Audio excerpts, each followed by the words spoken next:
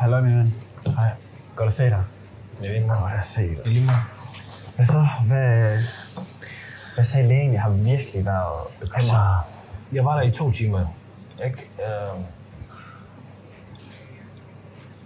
Og de kan...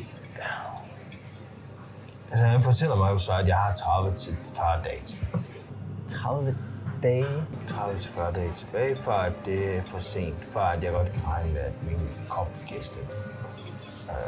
Ej, bro, man. Ja. Den er svær at slå. Pause.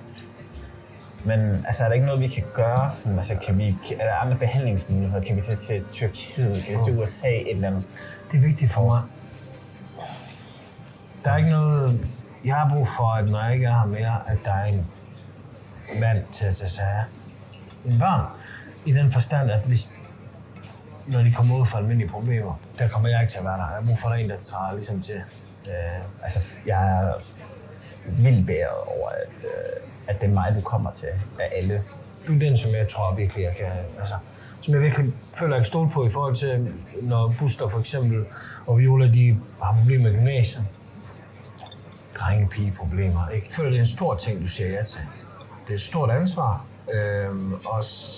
Altså, jeg sætter en rigtig stor pris på det. Ja, og det, jeg har jo altid sagt til dig, at din familie selvfølgelig er min familie, så det går virkelig i hjertet på mig. Det er så meget.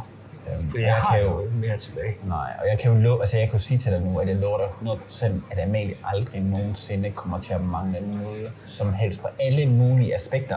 Der har jeg hende. Altså, jeg har hende for livet. Hvor snakker vi om Amalie? Hvorfor snakker vi om? Snakker vi ikke om familie? Er det ikke det, der er emnet? Jeg taler om børnene. Amalie kommer til at have det fint. Der er kuslivsforsikring, der er livsforsikring. Økonomisk kommer jeg ikke til at mangle noget.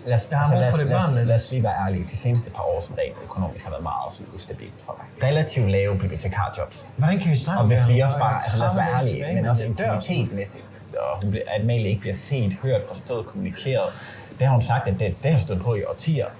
Det er jo din skyld. Det bliver for mærkeligt det her nu. Jeg kan godt mærke, det giver mig virkelig en tryk. Ja, men lad os også lige, altså, den store forskel med Mosto, det er jo også det her med, at du er relativt feminin bygget. Så meget beta. Der ringer nu. Er det ikke skæbnen på en eller anden måde, at Amalie ringer? Jeg tager den lige. Bare lige vent. 2 sekunder. Hvad skal jeg? Hvad laver du?